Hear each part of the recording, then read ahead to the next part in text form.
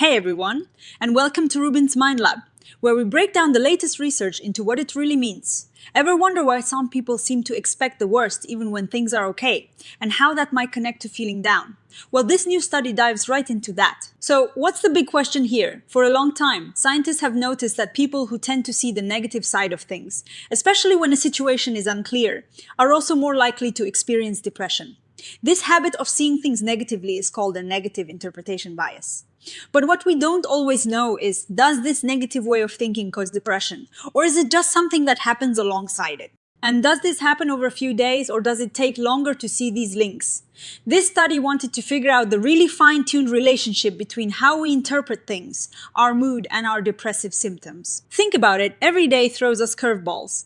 If a friend walks past you without saying hello, is it because they're mad at you or because they just didn't see you? Someone with a negative interpretation bias might jump straight to, they don't like me anymore. This study wanted to see if these interpretations change day to day, and if those daily changes mess with our mood and how depressed we feel. So, how did they test this out? They got over 500 people to participate. For 2 whole weeks, these folks filled out short daily questionnaires. Each day, they were asked about their mood, how they were feeling symptom-wise, and how they interpreted a few tricky, ambiguous situations. Imagine being asked every evening, "Hey, how do you feel today? And how did you interpret these little scenarios that happened?" On top of that, they also did longer, more detailed questionnaires at the start of the study, and then again a couple of weeks later, and then another few weeks after that. So they had both a close-up day-by-day look and a wider, longer-term view. Now, this is where things get really interesting and a little unexpected when they looked at the day-to-day stuff.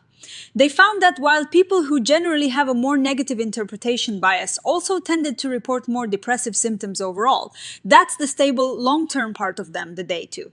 Day fluctuations in their interpretation bias didn't seem to strongly predict their day-to-day mood or depressive symptoms. So, if you're someone who tends to see the glass half empty, you're more likely to feel down.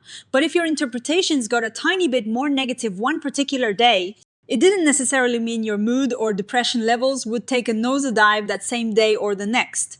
It's like they found a steady underlying connection, but not a quick cause and effect switch flipping back and forth every single day. They also looked at the longer-term results. And here, they did find something important. Across the whole study, their starting interpretation bias did predict how depressed they felt a couple of weeks and even 4 weeks down the line. So, even though the daily ups and downs weren't directly linked, the tendency to interpret things negatively at the start seemed to set the stage for feeling more depressed later on. What is fascinating is that even looking at their average interpretation bias over 2 weeks, or their absolute worst interpretation day during that time, didn't actually predict future depression better than just a single measurement of their interpretation bias at the very beginning of the study. This suggests that for predicting future depressive symptoms, a good, solid snapshot of your interpretation bias might be just as good as tracking it day by day for a while. Now, let's talk limitations. The study mentioned that their participants were generally healthy, meaning they didn't have high levels of depression to begin with.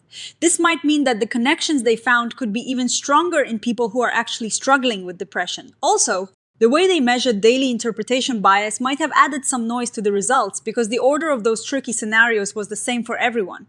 This could have made it harder to see those subtle day-to-day changes. So, what is the big takeaway? It seems that having a tendency to interpret ambiguous situations negatively is pretty consistently linked to experiencing more depressive symptoms. This connection is strong at a stable trait level.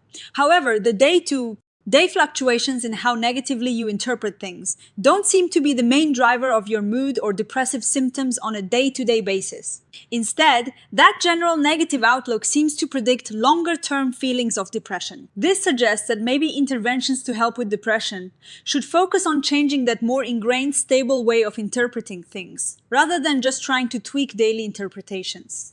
Future research could also look at even shorter timescales, like capturing thoughts and interpretations in the moment, to see if that is where the real day-to-day links lie. And importantly, they used a statistical method that separates stable, long-term differences between people from the actual moment-to-moment changes within a person.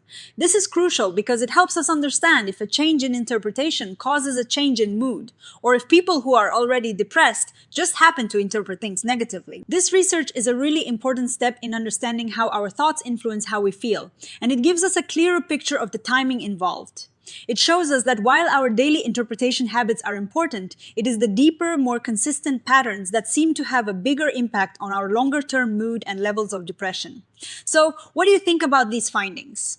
Does this resonate with your own experiences? Let us know your thoughts in the comments below. If you found this video helpful, please give it a thumbs up, subscribe for more insights into the fascinating world of psychology, and hit that notification bell so you don't miss our next episode. Thanks for watching RUBIN'S Mind Lab, and we'll see you next time.